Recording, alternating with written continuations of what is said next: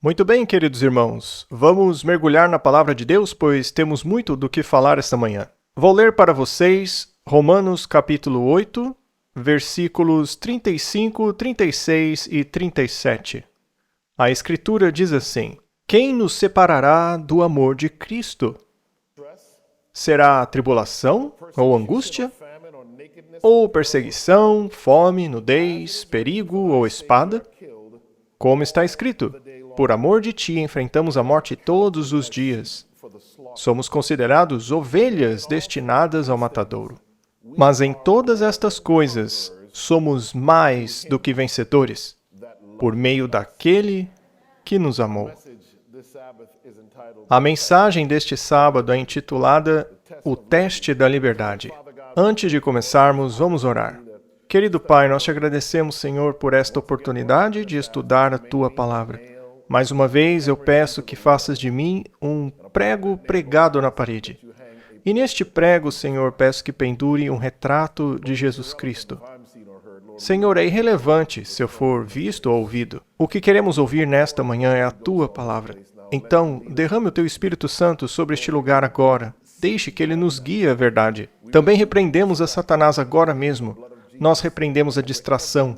Reivindicamos o sangue de Jesus sobre todos aqui.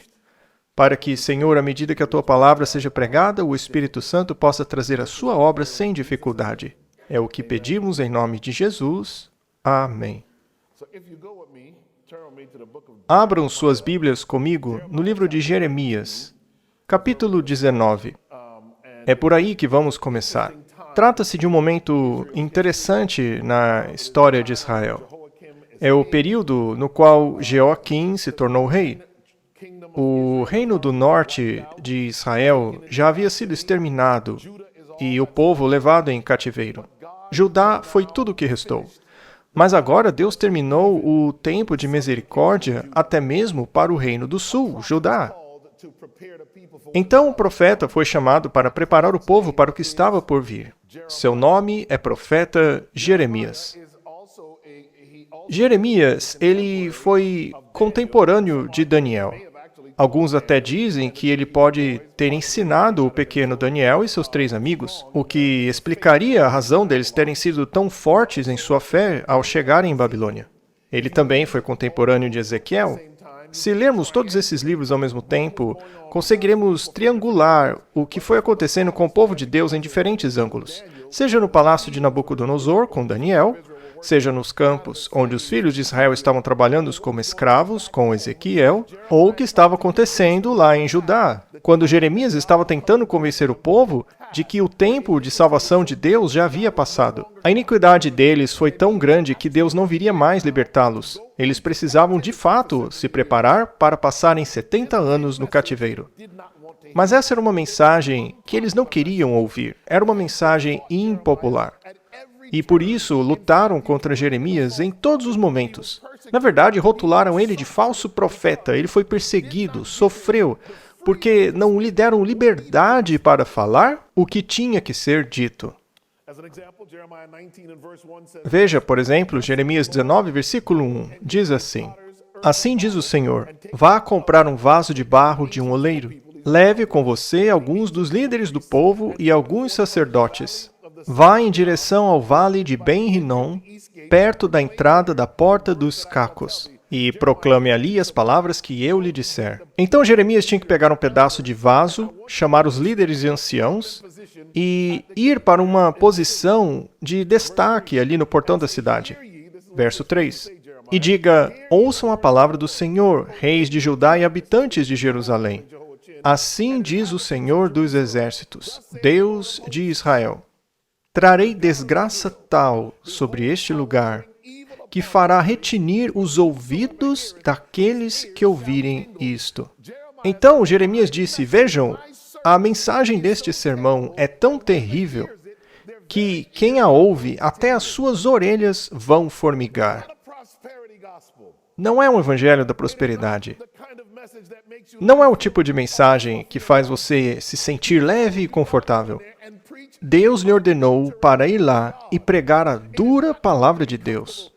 Não seria confortável. Seria tão dura que aqueles que a ouvissem teriam seus ouvidos formigando. Quando eu estava em Oakwood, o pastor da igreja de lá era um homem chamado Eric Ward. Esse cara sabia pregar. Não apenas ele, mas E.E. Cleveland, C.D. Brooks, estas pessoas sabiam pregar. Se você nunca ouviu falar deles, procure no YouTube e escute-os agora. Eu, na verdade, gosto de ouvir sermões deles no meu carro. E quando nós, estudantes, chegávamos na igreja, como estudantes de colégio, o irmão Ward deixava bem claro: olha só, quando vocês saírem daqui, vão sair mancando, porque a mensagem vai incomodar muita gente. Mas hoje vivemos em um tempo em que as pessoas têm medo de pregar a mensagem direta. Estão mais preocupados com que as pessoas saiam de lá gostando deles do que saírem de lá convictas de seu pecado. Verso 4. Porque eles me abandonaram, diz o Senhor, e profanaram este lugar, oferecendo sacrifícios a deuses estranhos, que nem eles, nem seus antepassados, nem os reis de Judá conheceram, e encheram este lugar com sangue de inocentes. Aqui ele está falando da adoração ao deus Moloque. Se você não sabe o que é isso, o versículo 5 explica melhor. Construíram nos montes os altares dedicados a Baal, para queimarem os seus filhos como holocaustos oferecidos a Baal.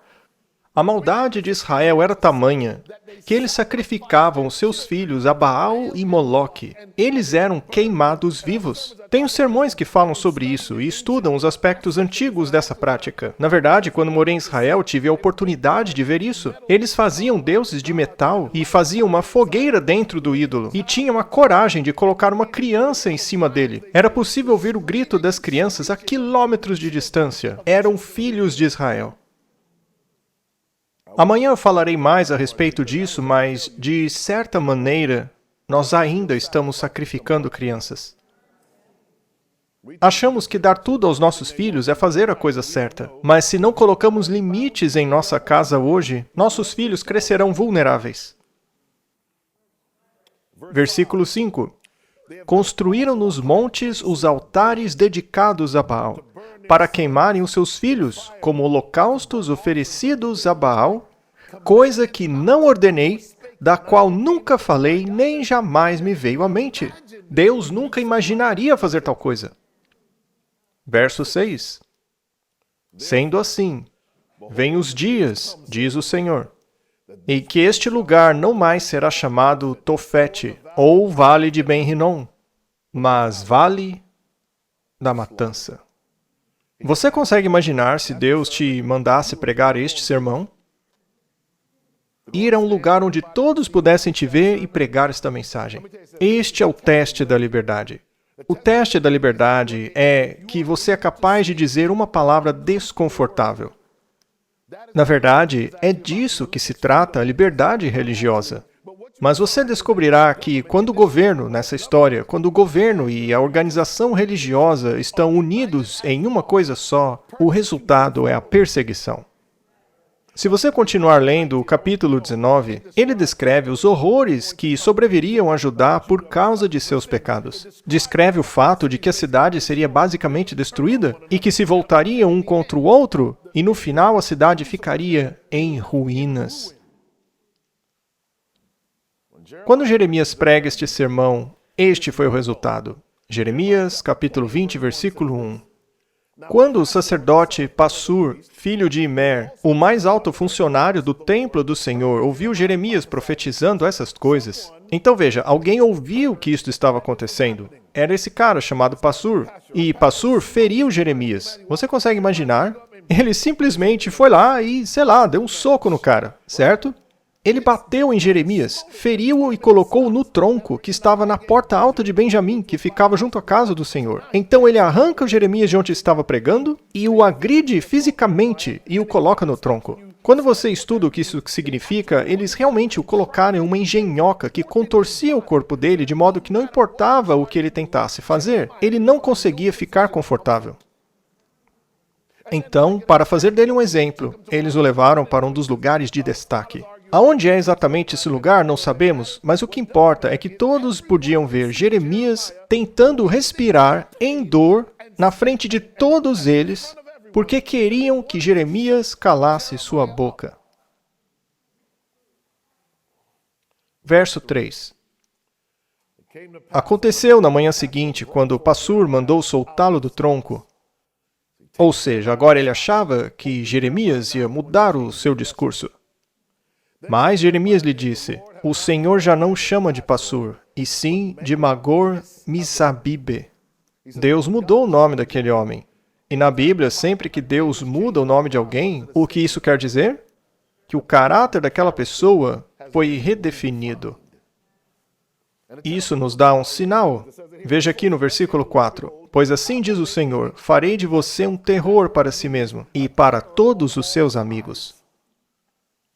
Você verá com os próprios olhos quando eles forem mortos pela espada dos seus inimigos. Entregarei todo o povo de Judá nas mãos do rei da Babilônia, que os levará para a Babilônia e os matará à espada. Você me bateu, disse Jeremias, me colocou no tronco, mas a mensagem não mudou. O que mudou foi o nome daquele homem. O terror o afligiria porque ele não deu ouvidos à palavra do Senhor.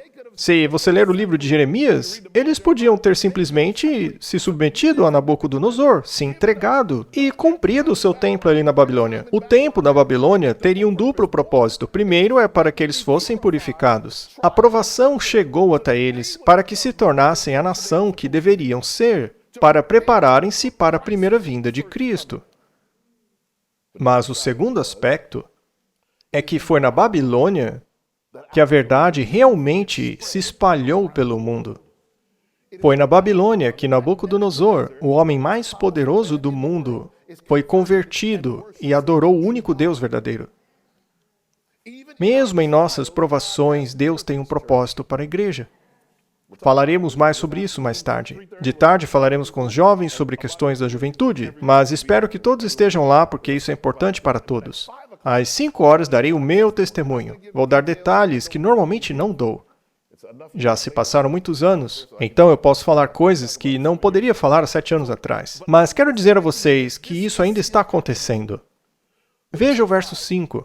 Além disso, eu entregarei nas mãos dos seus inimigos toda a riqueza desta cidade, toda a sua produção, todos os seus bens de valor e todos os tesouros dos reis de Judá. Levarão tudo como despojo para a Babilônia. E você, Passur, e todos os que vivem em sua casa irão para o exílio, para a Babilônia. E lá vocês morrerão, serão sepultados, você e todos os seus amigos a quem você tem profetizado mentiras. Jeremias estava tão bravo que, em outra ocasião, ele disse a um falso profeta, você quer saber qual de nós é o verdadeiro? Aquele que estiver vivo dentro de tanto tempo. Jeremias era um cara durão. E lá vocês morrerão e serão sepultados, você e todos os seus amigos a quem você tem profetizado mentiras. E aqui há algo profundo sobre os falsos profetas de Judá naquela época. Eles citavam a Bíblia. Eles faziam sermões baseados na libertação do Egito. Estava dizendo que Deus nunca deixaria que virassem escravos novamente. Eles estavam pregando palavras que pareciam sensatas. Mas vou te dizer algo. Falsos profetas pregam coisas que parecem muito sensatas. Mas se não estão na Bíblia, são mentiras. Verso 7. Jeremias diz, Senhor, tu me enganaste. Fui enganado. Foste mais forte do que eu e prevaleceste. Sou ridicularizado o dia inteiro. Todo mundo zomba de mim. Então há uma separação aqui que nem muitas pessoas percebem, mas... Veja, ele terminou de repreender Passur, e eu acredito que houve um intervalo de tempo entre o versículo 6 e o 7. E parece que provavelmente neste intervalo, Jeremias foi novamente ridicularizado, batido, espancado, enfim. Alguns dizem que foi no meio da noite. Talvez ele tenha voltado para o tronco. Seja lá o que aconteceu, ele foi torturado. E aqui você ouve a voz de alguém que parece estar sendo perseguido. E aí ele começa a falar com Deus. E eu posso dizer para vocês que eu passei por essa experiência, não no nível de Jeremias, mas eu sei bem como que é isso. Ele disse, Senhor, tu me enganaste. Meu ministério é um fracasso. O Senhor é mais forte que eu. O Senhor venceu. Ou seja, eu ainda tenho que pregar isso mesmo não querendo. E ele começa a reclamar: as pessoas zombam de mim, eu me sinto um lixo. Todo mundo zomba de mim. E eu digo algo a vocês: quem não aprender a ser ridicularizado não vai sobreviver ao tempo de angústia. Uma das melhores coisas de ser adventista do sétimo dia é que o mundo vê a gente como esquisitos. Meus amigos da rua diziam: ei, é verdade que judeus negros vão para a igreja aos sábados? Eles zombavam de mim porque eu não assistia desenhos no sábado de manhã. Vocês devem se lembrar em que houve uma época em que se passava desenhos animados aos sábados. E eu não assistia nenhum deles. E eles zombavam de mim por causa disso. Quando eu era adolescente, todo mundo começou a beber e fumar maconha. E eu era zoado porque não fazia isso. Se você não aguenta ser ridicularizado, você não vai defender Cristo. Verso 8. Pois sempre que falo, diz Jeremias, é para gritar que haverá violência e destruição. O Senhor me mandou dizer isso. A palavra do Senhor trouxe-me insulto e censura o tempo todo. Jeremias está reclamando: Senhor, essa mensagem é muito difícil. Ele está clamando a Deus agora. E aí ele diz isso no versículo 9. E é uma das declarações de Jeremias favoritas para mim. Então eu disse: não o mencionarei, nem mais falarei o seu nome. Ele desistiu. Eu não vou mais pregar o evangelho. Não vou mais falar no nome do Senhor. Eu desisto. Chega. Mas então o que acontece? Ele diz: mas a sua palavra é como um fogo ardendo em meu coração. Um fogo que arde dentro de mim. Jeremias disse: eu desisto. Senhor, essa mensagem é muito difícil. Eu não consigo ser seu porta-voz. Não posso ser o seu servo. É duro demais para mim. É muito difícil esse trabalho. As pessoas são difíceis, dão trabalho. Esse departamento da igreja só dá problema. As pessoas são doidas hoje em dia. Ninguém aguenta mais. O ministério infantil é um caos. Os pais não querem participar, eles não ajudam nunca. Não trazem os filhos quando deviam trazer. Chega, eu não quero mais isso, Senhor. É muito trabalhoso. Eu desisto. Mas quando Jeremias foi deixado sozinho ali no tronco, Jeremias, ao contemplar o fim do seu ministério, ele disse: eu não consigo desistir. E por quê? Porque a sua palavra, que está em meu coração, queima como fogo. Igreja, a palavra de Deus queima dentro de vocês como fogo? Deixa eu contar algo para vocês. Há tantas distrações boas no mundo hoje. Existem tantas boas causas para abraçar, algumas boas, outras ruins. Mas eu vou dizer algo. Satanás fará qualquer coisa para fazer com que você pare de pregar o Evangelho, a palavra de Deus, a mensagem do terceiro anjo, o Evangelho de Jesus Cristo, a justificação pela fé. Ele fará de tudo para que essa questão perca a prioridade em relação a outras. Sabe, para os quais a única questão que importa agora é o racismo. Só isso, mais nada. Tudo tem racismo no meio, envolvido, e eu posso me queixar disso. Vocês sabem por quê, não é? Vocês podem ver. Mas a questão é que para eles só importa o racismo. Já para outros, a única coisa que importa é o que o governo faz, ou o que a Conferência Geral faz. Esse é todo o foco, todo o assunto deles. Mas o que eles não enxergam é que nós já passamos do ponto de ser possível consertar esse mundo. Você acha mesmo que eleger ou não alguém vai consertar este mundo? Se você pensa assim, você já perdeu de vista o sentido do Evangelho. Você perdeu de vista Daniel e Apocalipse. Jeremias disse que estava cansado. Ele cansou de reclamar. Eu gostaria de ter mais tempo de discutir Jeremias com vocês, mas a questão é que, assim como ele, estamos vivendo em tempos muito difíceis e temos uma mensagem difícil. Não é uma mensagem fácil, é uma mensagem impopular. É uma mensagem que muitas pessoas não querem ouvir. Há uma mensagem nas Escrituras que muitos, até mesmo cristãos, rejeitaram. Eles apresentaram razões para não aceitá-la, mas eu quero apresentar a vocês que a razão pela qual você está onde está, aqui nos Estados Unidos da América, é porque essa nação foi abençoada. Eu vou deixar isso bem claro. Deus colocou a mão sobre os Estados Unidos da América. E eu sei disso toda vez que viajo para fora desse país. Toda vez que volto de outro país para cá, eu digo, cara, como é bom estar de volta. Não é que eu não goste de outros lugares, mas eu vejo que a mão de Deus está aqui. E quando Deus começou a colocar sua mão neste país, veja, estamos prestes a comemorar o aniversário de 250 anos desta grande nação. E o que tornou esta nação grande não foram seus antepassados. As pessoas acham isso, mas não é verdade. Foi por causa dos documentos que os antepassados produziram, os pais fundadores.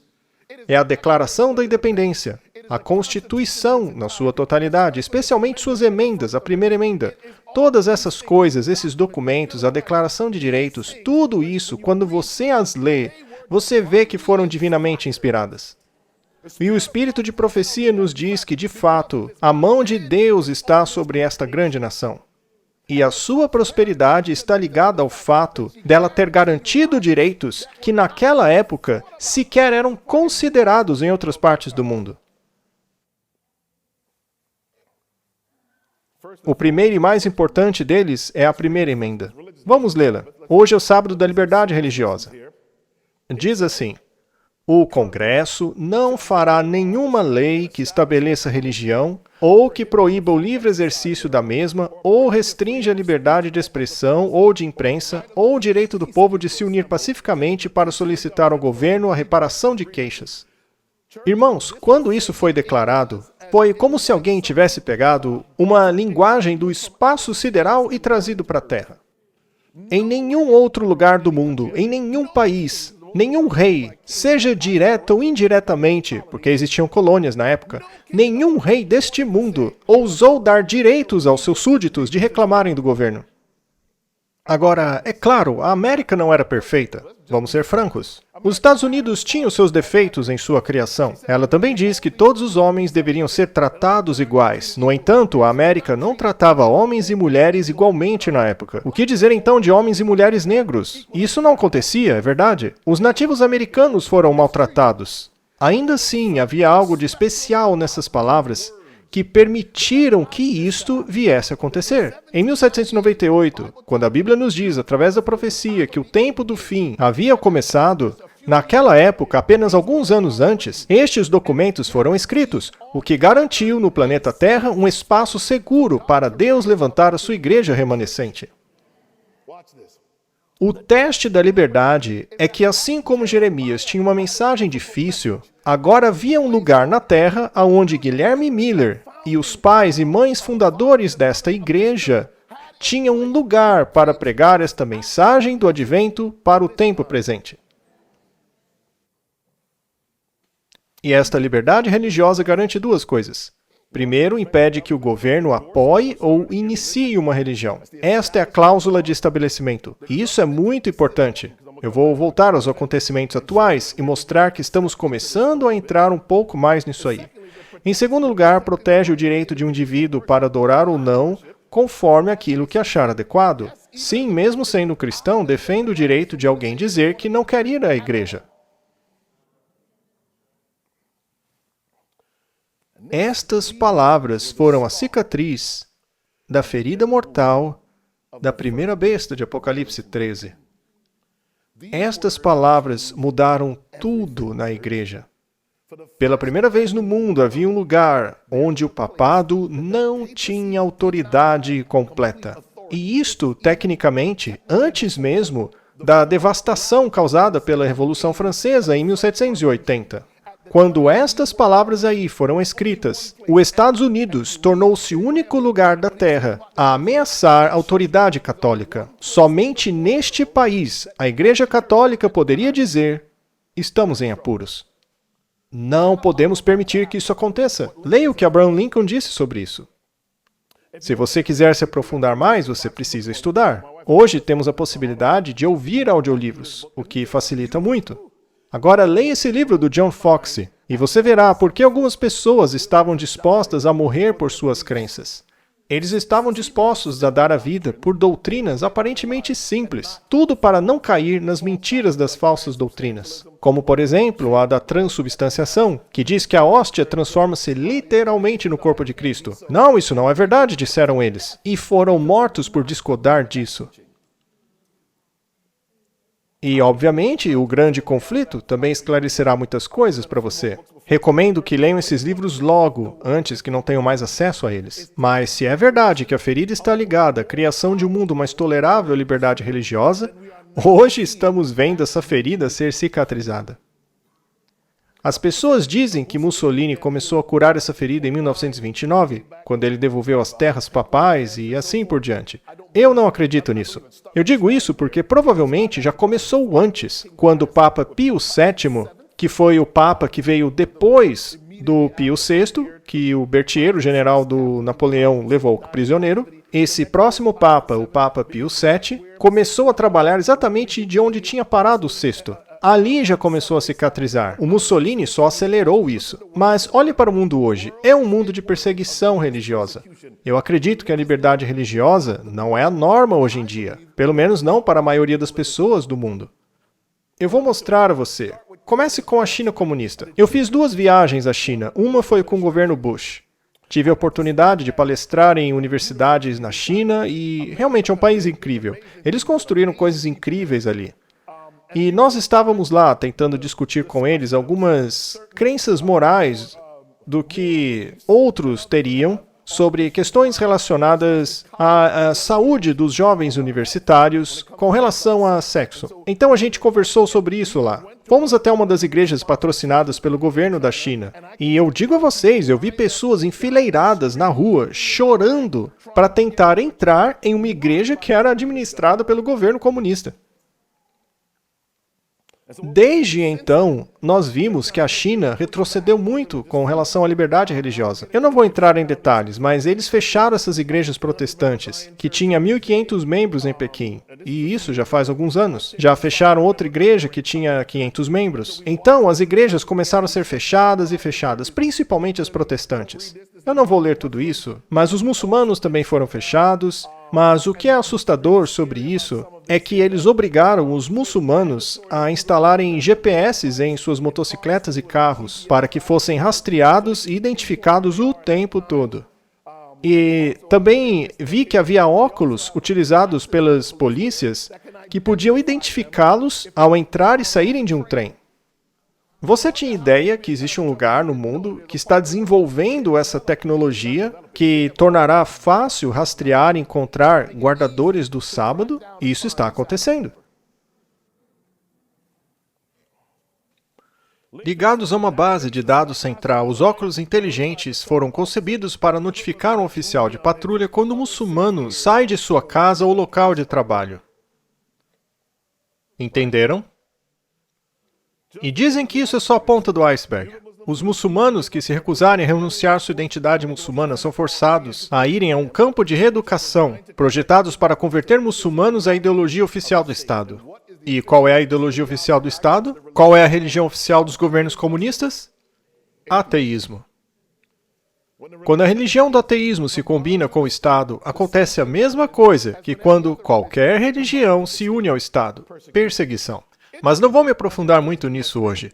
A única igreja cristã que conseguiu uma brecha em tudo isso daí foi a Igreja Católica. Eles fizeram um acordo para que o Papa pudesse permanecer como chefe da Igreja Católica na China, contanto que a Igreja permitisse ao governo fazer a nomeação de bispos. Já as igrejas protestantes foram totalmente fechadas. Se você quer entender o que está acontecendo lá na China, leia o livro O Homem Celestial, do irmão Yun.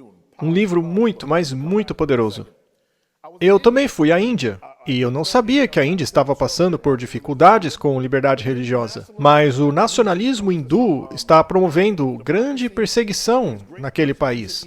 Há certos estados que, se você for pego convertendo alguém para uma nova religião, você pode pegar 10 anos de prisão. Lá na Convenção Jovem Adventista daquele país, nós sentamos e ouvimos testemunhos de jovens que saíram do hinduísmo e foram terrivelmente perseguidos por isso. A China e a Índia são os 2 maiores países do mundo em população. E nesses 2 lugares, a perseguição é muito real. E isso é apenas o começo. Se você olhar para países que possuem a lei da Sharia, que é uma forma de lei do Islã, há países com essa lei que, se você apenas dizer o nome de Jesus em público, pode morrer. Os cristãos nesse país são clandestinos. Isso também acontece no Egito, outras partes do mundo. Mas será que nunca aconteceria no Ocidente? Apenas Índia, China e países muçulmanos sofrem com isso? Será que aqui nunca aconteceria? Ora, veja a Europa. Esta é uma parlamentar finlandês que está sendo julgada por discurso de ódio bíblico. Isso já acontece há anos. A única coisa que ela fez foi postar um versículo da Bíblia em resposta a um movimento que usa uma bandeira colorida por aí. Ela simplesmente publicou um versículo da Bíblia e foi acusada de ódio. E desde então ela está sendo julgada por isso. E isso já tem uns 5, 6 ou 7 anos. Isso é a Europa, que todos acham ser um lugar livre. E o que dizer da Rússia, então? Este senhor é testemunha de Jeová. Ele foi preso. Ele é dinamarquês. Ele foi preso na Rússia e o prenderam por 6 anos porque ele estava orando em público. Orando em público. A polícia armada o prendeu. Então, temos na Rússia, temos na Europa. E será que o mesmo acontece na Austrália, por exemplo? Eu estava na Austrália com a nossa rede adventista de evangelismo médico no último ano ou no ano anterior. Eu enviei uma mensagem de texto para um deles lá e disse, isso é verdade? E ele disse que sim. Esse cara postou coisas cristãs e agora estão prestes a tirar a licença médica dele. Se você olha para outras partes do mundo, estamos vendo muito bem que o tempo de angústia como nunca houve está se materializando. Está sendo cada vez mais difícil ser cristão no mundo. Nesta tarde eu quero responder uma pergunta. Se a perseguição é tão preeminente no resto do mundo, por que não é mais prevalente na América? Vou dar um spoiler para vocês. É porque a igreja na América é parecida com o mundo. É porque quase não há diferença entre cristãos americanos e qualquer outro americano. A gente vê os mesmos filmes, ficamos empolgados com os heróis da Marvel, igualzinho o mundo fica. Ouvimos as mesmas músicas que eles, usamos as mesmas roupas que eles. Não há diferença entre o sagrado e o profano. É por isso que não há perseguição, porque você vai persegui-los pelo quê? Se você nunca leu esse livro, eu recomendo muitíssimo que leia. Esse livro vai, com certeza, te surpreender. Só para constar, tem outros livros aqui. Agora, aquele ali, Desafiando a Jihad, me fez parar o carro para chorar quando eu escutei o livro. Ele é muito profundo. Se você nunca leu Desafiando a Jihad ou Deixando o Buda, você precisa ler. Ele era um monge tibetano, um monge budista, que estava lá na Índia. E ele encontra um membro de sua família que era cristão. Ele volta ao mosteiro onde estava hospedado e perguntou ao monge de alto escalão do seu mosteiro por que não pronunciamos o nome Jesus. E o monge de alto escalão disse, nunca diga esse nome aqui. E ele respondeu, mas por quê? Dizemos o nome de Alá, de Shiva, por que não podemos dizer o nome de Jesus? E o monge respondeu, não diga esse nome aqui. E sabe por quê? Porque esse nome liberta pessoas. Os Estados Unidos hoje representam uma grande parte do mundo onde a liberdade religiosa está protegida. Mesmo no Canadá, há coisas que você não pode dizer. No sul do México, os protestantes estão sendo perseguidos. Você já viu isso no mapa? Os Estados Unidos hoje é o único país que garante total proteção da liberdade religiosa. Mas a igreja está prestes a mudar em nome da liberdade religiosa. O teste da liberdade está prestes a acontecer. Sabe, as pessoas ficam bravas comigo, mas isso não me machuca. Vou apenas contar o que elas me dizem. Bom, vamos lá.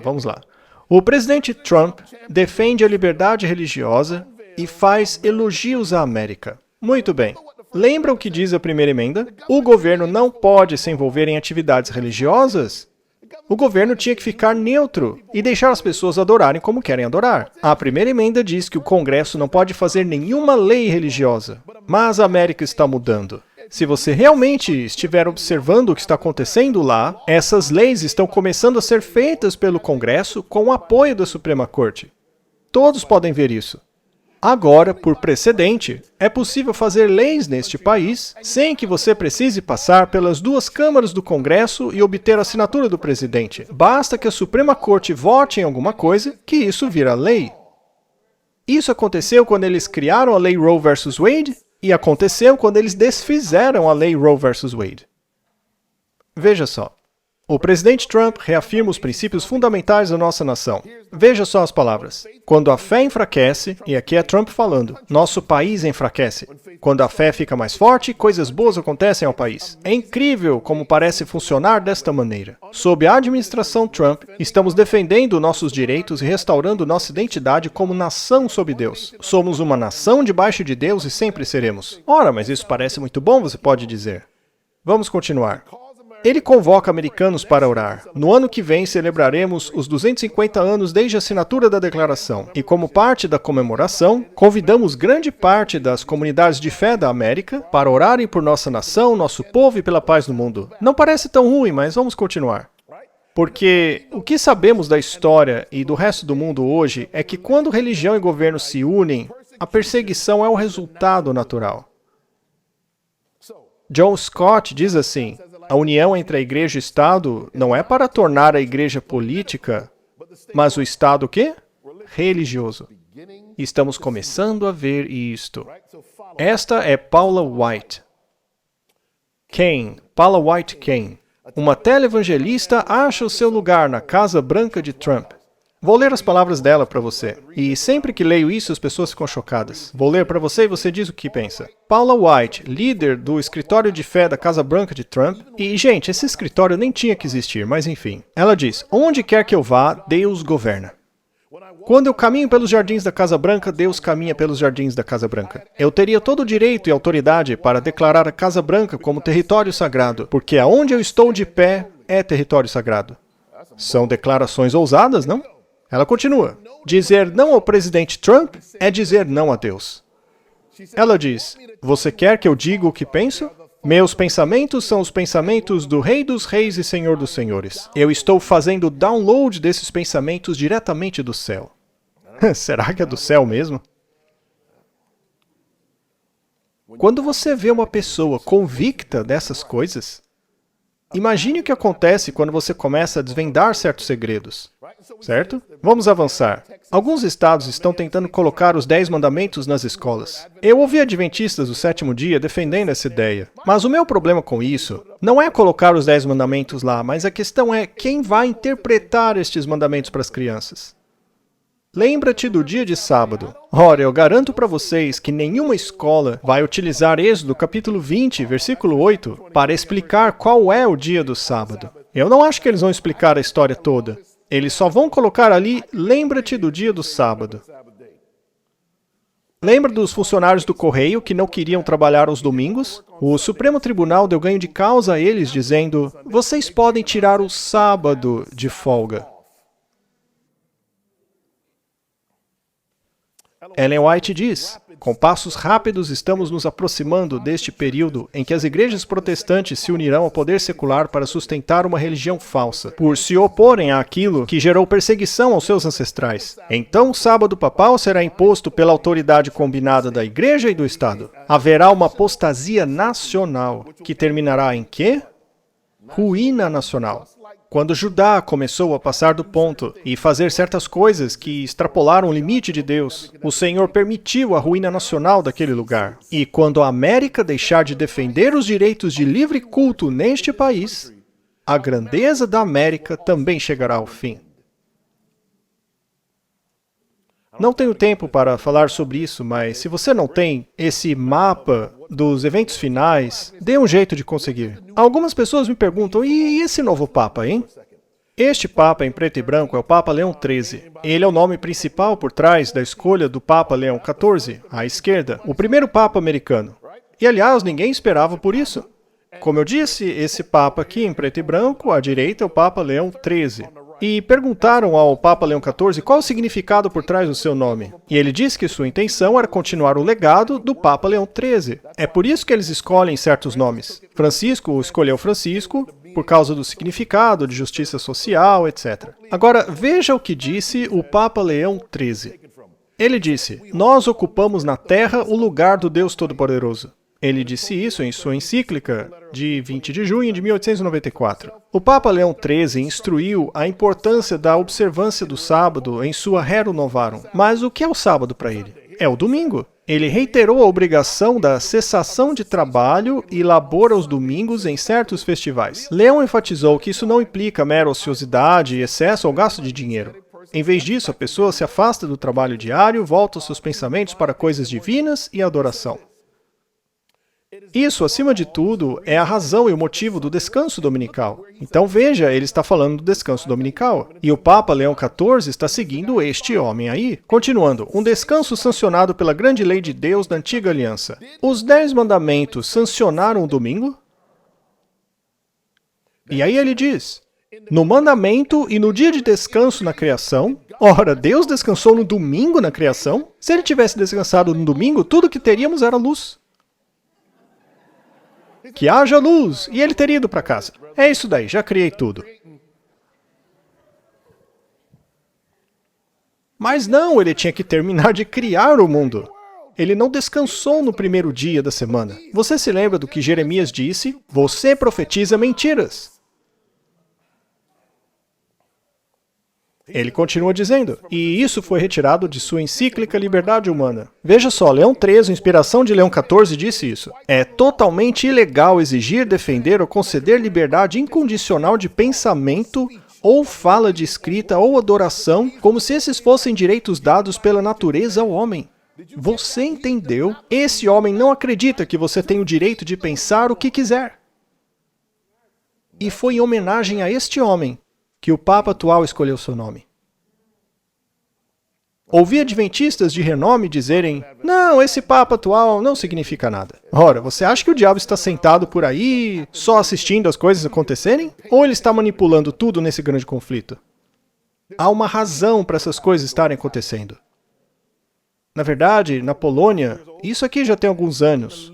A Polônia assumiu a liderança na Europa na questão de tornar o domingo sagrado. É um dos países mais católicos da Europa. Na minha opinião, toda a União Europeia, quando visitei a União Europeia, e nós fomos até a sede deles lá, todo tipo de coisa, eles parecem ser basicamente uma extensão da Igreja Católica. Muito bem. O que realmente vai acontecer aqui na América? Quando Trump criou o Escritório da Liberdade Religiosa, curiosamente, o líder, e eu vou falar um pouco sobre o líder desse escritório, ele é o Kelly Shackelford, e eu posso falar dele porque eu conheci pessoalmente. Agora, quem é o vice-presidente desse escritório? Ben Carson. Ele é o número 2 disso aí. Mas, enfim, vamos ver o que o Trump disse. O presidente Trump, ignorando a separação entre a igreja e o Estado, criou um escritório de liberdade religiosa. E agora ele falando, veja, eles defendem a separação entre a igreja e o Estado. Mas eu digo, vamos esquecer isso por um momento. Esquecer isso por um momento? Então será que isso não é nada importante? Ele fala disso como se fosse uma besteirinha qualquer, não é? Durante uma celebração no Rose Garden, o presidente continuou, eles dizem que há separação. Mas eu pergunto, isso é bom? Isso é algo bom ou ruim? Eu não sei. Mas havendo separação ou não, vocês estão agora na Casa Branca, onde deveriam estar, e estão representando o nosso país. Vamos trazer a religião de volta ao nosso país. Este é um grande feito. Em alguns dos meus sermões recentes, eu tenho falado muito sobre isso. O problema na América não é que o governo não esteja suficientemente envolvido em tornar o país cristão e justo.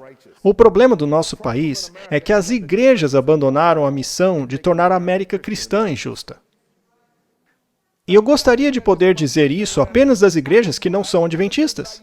Veja, certa vez eu fui a uma igreja, e eu não vou citar a região e nem o pastor que cuidava dela, mas eles montaram um incrível Hulk de 5 metros quando estreou o primeiro filme dos Vingadores. Bem em frente à igreja. E eu disse ao pastor, isso aqui é uma loucura. Tinha 5 pastores e cada um recebeu o nome de um dos Vingadores. Então havia o pastor Thor, o pastor Capitão América, e eu disse, por quê? Por que vocês fizeram um Hulk de 5 metros na frente da igreja? Porque queremos que as pessoas do bairro saibam que aqui é um lugar seguro para adorar. Mas quem eles vão adorar? O Bruce Banner? O Hulk? Isso não faz sentido. As igrejas falharam em sua missão. As igrejas não querem ser mais santas. As igrejas querem que você venha à igreja e tenha uma euforia emocional, mas não convicção do pecado. Este é o problema. Eles querem que saia fumaça do fundo do púlpito. Eles querem que você entre numa igreja escura de paredes pretas. Ora, quem é o rei das trevas? Eu fui a algumas das nossas próprias instituições e elas têm uma caixa com luzes estroboscópicas piscando. Isso é uma igreja ou uma boate? Estamos erguendo a luz de Cristo ou a escuridão de Satanás? Você quer um país cristão? Faça igrejas cristãs. Se as igrejas atuassem como Jesus atuou, a América seria cristã. Mas as igrejas estão cada vez mais parecidas com o mundo. Você sabia que quando o filme do Super-Homem saiu em 2006, igrejas adventistas alugaram cinemas inteiros? E sabe por que fizeram isso? Porque dizem que o Super-Homem é um tipo de Cristo. Ora, não tem criptonita para Jesus. Quando o filme Pantera Negra foi lançado, aconteceu a mesma coisa. As igrejas alugaram cinemas inteiros para que todo mundo fosse assistir o Pantera Negra. O quê? Como vamos ensinar o estado dos mortos enquanto o Pantera Negra está falando com os mortos? Nos quadrinhos, ele é o rei dos mortos. Será que Satanás encontrou uma maneira de fazer a cultura mais importante que Cristo? Vocês já viram o rastreador do Projeto 2025? Trump não está no poder nem há um ano e o projeto já está 47% completado. Vocês já devem ter visto Walter White falando do Projeto 2025. Muito bem. Já estamos na metade do primeiro ano do Trump e metade do projeto já foi implementado. Alguns até acham que isso não é ruim, mas enfim, vamos dar uma olhada no avanço do projeto. Você tem que apenas digitar rastreador do Projeto 2025 no Google e vai aparecer isso daí, olha só. Veja, o que importa para mim não são todas essas medidas. O que importa para mim é que o Projeto 2025 toca na questão do descanso sabático. Mas o sábado para eles é qual dia? Vamos ver. Deus ordenou o sábado como dia de descanso. Até muito recentemente, a tradição judaico-cristã procurou honrar isso, determinando a regulamentação moral e legal do trabalho neste dia. Você ouviu isso? Moral e o quê? Legal. Isso num país cuja primeira emenda diz que o governo não deve entrar nisso daí. O governo não tinha que se intrometer em escolher um dia religioso para o descanso. Vamos continuar lendo. Além disso, um dia de folga em comum permite que as famílias e as comunidades aproveitem o tempo livre juntos, em vez de como indivíduos atomizados, e proporciona um ritmo de vida mais saudável para todos. Infelizmente, esse dia de descanso comunitário foi corroído pelas pressões de consumismo e secularismo, especialmente entre os trabalhadores de baixa renda. Você viu um detalhe aí? Ou vocês perderam? Trabalhadores de baixa renda. É aí que vão entrar os sindicatos. Pela primeira vez na história americana, os sindicatos votaram em números mais altos do que nunca em um candidato de direita na última eleição. Vá ler o que Ellen White diz sobre os sindicatos e você verá que eles estão prestes a se tornar uma força a ser reconhecida nessa questão. E aqui está o que eles estão dizendo que querem. Porque é isso que isso aqui vai fazer. Se você puder fazer com que o domingo seja um dia de descanso por motivos religiosos, por razões sindicais e ambientais, aí você terá pessoas em lados opostos da política trabalhando juntos para que isto aconteça. Veja o que ele diz. O Congresso deveria encorajar, o mesmo Congresso, que não devia fazer lei religiosa nenhuma sobre nada. O Congresso deve incentivar o descanso comunitário, alterando a lei de normas trabalhistas justas, para exigir que os trabalhadores recebam 1h30 pelas horas trabalhadas no sábado. Você entendeu? Você entendeu o que eu acabei de ler? O Dr. Norman McMelty, ele mora em algum lugar aqui no Tennessee. Assista ao sermão dele sobre os estágios da lei dominical. Eu quero que você entenda que este é literalmente o primeiro estágio. O que eles querem é fazer exatamente o que Constantino fez. Fazer domingo um dia legal e o sábado um dia de jejum. Na hora as pessoas pensaram, nossa, o domingo é muito mais legal que o sábado. Mas alguns afirmam, mas se você fizer os trabalhadores ganharem mais aos domingos, todos eles vão querer trabalhar domingo. Tudo bem, mas quem é que vai sofrer pagando mais dinheiro aos trabalhadores aos domingos? Os empresários. E o que vai acontecer? Eles não vão abrir aos domingos. E aí você tem implementado o primeiro estágio da lei dominical. Veja o que diz ali. Por padrão, esse dia seria o domingo, exceto para empregadores com uma religião sincera que observa o sábado em um horário diferente. Por exemplo, do pôr do sol de sexta-feira ao pôr do sol do sábado. Como assim o sábado em horário diferente? Este é o verdadeiro sábado. A obrigação seria transferida para este período, assim como Constantino fez. Veja, nós adventistas somos ridicularizados por acreditar que um dia surgiria uma lei dominical. A gente é chamado de todo tipo de nome. Veja, o ódio aos adventistas na internet não é por acaso. Isto é Satanás entendendo que o alto clamor está acontecendo e em breve vai ficar muito barulhento. Ele sabe que o tempo é curto. Ele entende que há apenas um pequeno grupo de pessoas nesta terra que ainda fala verdades como a de Jeremias, verdades impopulares. E é por isso que ele direcionou todo o seu ódio para nós. Ao vermos essas coisas todas acontecendo, sabemos que estamos certos. Mas eu não digo isso de forma arrogante. Digo de uma forma muito humilde, mas temos que nos preparar para o que está prestes a acontecer. Veja só. Locais de culto, na medida em que possam ter funcionários cobertos pela FLSA e empregadores legalmente obrigados a operar 24 horas por dia, como hospitais, os socorristas, também estariam isentos. Certo. Eles querem um domingo, mas para quê? Essa aí é Lauren Boebert. Agora eu falo dela toda vez que prego. Mas veja o que ela diz. Ela é do Partido de Direita do Colorado. Separação entre igreja e Estado é lixo. Mas isso não é tudo. Veja só o que ela ainda disse. A igreja deve dirigir o governo. Mas qual igreja? Não a nossa, certo? Ouça só. Vamos fazer do domingo um dia de descanso? Pelo amor de Deus. Historicamente, 80% da Suprema Corte sempre foi protestante, mas agora a maioria é católica. A implementação do domingo como lei é a coisa mais fácil de acontecer. Com relação a nós, Ellen White diz o seguinte: aqueles que honram a lei de Deus têm sido acusados de trazer juízos ao mundo. Eles serão considerados a causa das terríveis convulsões da natureza e as lutas e o derramamento de sangue entre os homens que estão enchendo a terra de desgraça. O poder que acompanha o último aviso enfureceu os ímpios. A ira deles se acenderá contra todos os que receberam a mensagem, e Satanás incitará com ainda mais intensidade o espírito de ódio e perseguição. Você está preparado para isso? Jeremias 12:5. Se não consegue correr contra homens, como vai correr contra cavalos? Se agora o sábado não quer dizer nada para você, se agora o sábado para você é o dia de checar resultados do futebol americano, como você vai resistir? Muitos hoje saem da igreja e vão diretamente para um restaurante almoçar.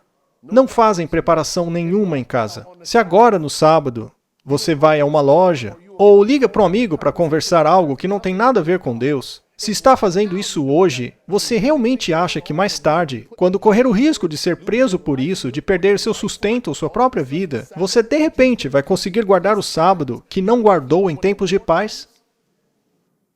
Não apenas o sábado, qualquer um dos mandamentos. Se você está hoje violando o 7º mandamento, assistindo pornografia, envolvido em casos ilícitos, dormindo com pessoas que não deveria dormir, se agora mesmo a lei de Deus não significa nada para você, acha mesmo que, de repente, um dia você vai acordar e dizer, vou guardar todos os mandamentos de Deus. Deixa eu dizer algo para você, a perseguição está prestes a começar. Veja só, este aí sou eu, na televisão da Georgia. Veja só o que diz ali, contratação controversa. Eles fuçaram a minha vida e descobriram as minhas crenças religiosas. Eu ia falar na cerimônia de formatura da universidade e, de repente, fui parar na Fox News. Dá pra ver aí que eu não estou de bom humor, né? Isso não tem nada a ver com a Fox. Você pode gostar da Fox ou pode não gostar. Isso tanto faz. Podia ser CNN, Fox, tanto faz. Mas deixa eu te dizer uma coisa, eles prejudicaram minha reputação. Até hoje, há pessoas que acham que eu sou um tipo de doido por causa do que eles disseram na TV. Falaram de mim coisas que eu nunca disse. O irmão Yun, lá da China, disse a mesma coisa em seu livro. Ele disse que quando estava aqui na América, um jornalista da Califórnia falou mal dele. Disse que estava mentindo sobre todos os milagres que ele menciona no livro. E aí o irmão Yun disse algo muito poderoso. Ele disse, nem toda perseguição física que recebi na China foi tão ruim quanto a perseguição da minha reputação que fizeram nos Estados Unidos. Você acha que a perseguição só vai ter chegado quando te colocarem num tronco, assim como Jeremias? Não, a perseguição terá chegado quando o seu nome for parar nas rodas de fofoca, te fazendo parecer a pior pessoa do mundo. Irmãos, a perseguição está chegando. Jesus diz em Mateus 24:14, e este evangelho do reino será pregado a todo mundo, como testemunha a todas as nações. E o que acontecerá depois? O fim virá. E ele diz, então haverá grande tribulação, tal como nunca houve desde o princípio do mundo até agora, e nem jamais haverá. Se aqueles dias não fossem abreviados, não haveria carne alguma para ser salva. Mas por causa dos eleitos, aqueles dias serão abreviados. Os inimigos do homem serão os da sua própria casa. No Evangelho de João, Jesus disse o seguinte, eu disse a vocês essas coisas para que não fiquem ofendidos. Eles vão expulsar vocês das sinagogas. Chegará a hora em que todo aquele que os matar pensará estar fazendo o serviço de Deus. Espírito de Profecia, 31 de outubro de 1905. O tempo está se aproximando quando aqueles que defendem a verdade saberão por experiência o que significa ser participantes do sofrimento de Cristo. O grande opressor vê que tem pouco tempo para trabalhar, que ele perderá o seu domínio sobre o homem e seu poder lhe será tirado. E ele opera com todo o engano da injustiça para aqueles que perecem. A superstição e o erro estão pisoteando a verdade, justiça e equidade. Todo o poder que é antagônico à verdade está se fortalecendo. Testemunhos para a Igreja, volume 5. Satanás excitará a indignação contra uma minoria humilde que conscientemente se recusa a aceitar costumes e tradições populares. Homens de posição e reputação se juntarão aos sem lei e aos vis para tomar conselho contra o povo de Deus. Riqueza, genialidade e educação se combinarão para cobri-los de desprezo. Governantes, ministros e membros da igreja, perseguidores, conspirarão contra eles. Pela voz e caneta, por desprezo, ameaças e ridículo, tentarão derrubar a sua fé. Por falsas representações e apelos irados, eles vão atiçar as paixões do povo. Não tendo assim, diz as Escrituras, para trazer contra os defensores da Bíblia e do sábado, eles recorrerão a decretos opressivos para suprir essa falta. Para garantir popularidade e patrocínio, os legisladores cederão à exigência de uma lei dominical. Neste campo de batalha acontece o último grande conflito da controvérsia entre a verdade e o erro.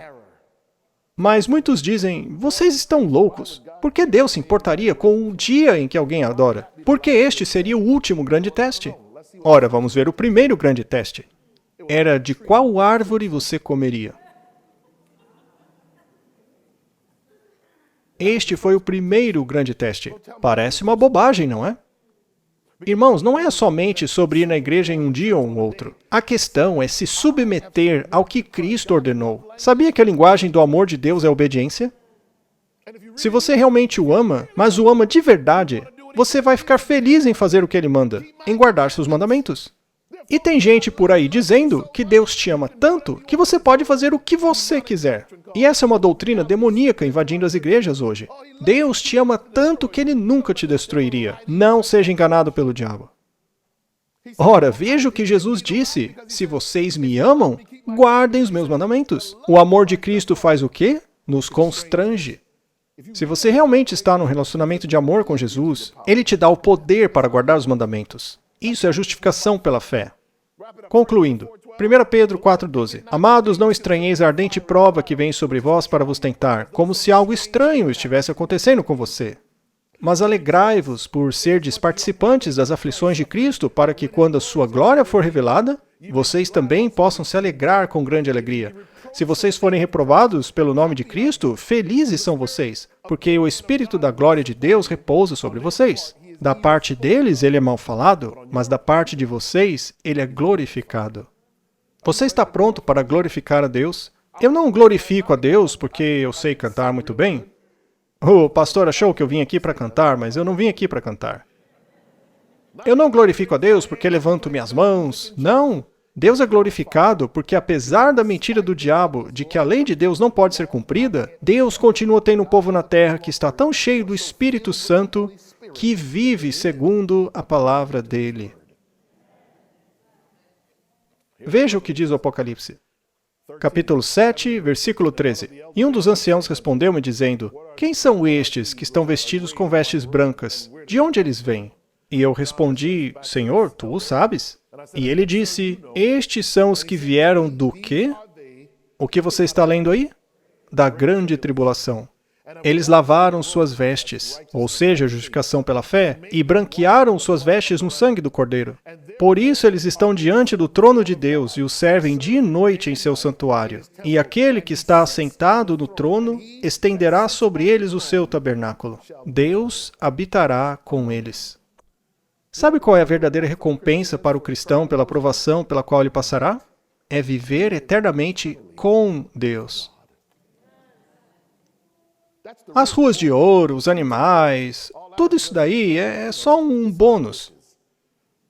O principal é que você viverá para sempre com Deus. Eu estava trabalhando em traumatologia. Eu estava fazendo cirurgias de trauma no meu terceiro ano da faculdade de medicina na Universidade de Miami. Eu estava fazendo rodízio de cirurgia de trauma. Estava no Reader Trauma Center e uma noite, 14 jovens negros foram baleados. Alguns deles eram afro-latinos, outros eram jamaicanos, alguns negros americanos e alguns do clube LGBTQ. 14 jovens baleados em uma só noite. Foi um grande pandemônio. Corríamos de pessoa em pessoa tentando salvar suas vidas. Nunca vou me esquecer disso. E descobrimos que um deles era um grande traficante de drogas, do nível internacional mesmo. Eu não vou dar muitos detalhes, mas enfim, ele era dessas pessoas que vendia drogas para todo o país. E ele foi atingido algumas vezes. Alguns tiros foram na cavidade torácica do lado esquerdo.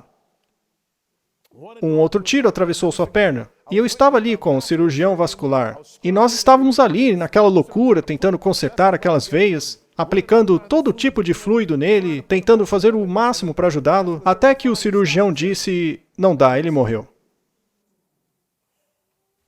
Aí eu disse, quem vai contar à família dele que ele morreu? Foi aí que todos olharam para mim. Não, eu não vou fazer isso. Outra pessoa que conte aos familiares que ele morreu. Eu não. Eu não sei quem contou a eles, mas eu nunca vou esquecer daquilo. Quando saíram e contaram à família dele, eu ouvi gritos e berros, sons guturais horrorosos. Dava para ouvir através de várias paredes. Ele teve uma morte dolorosa e sangrenta por uma coisa besta.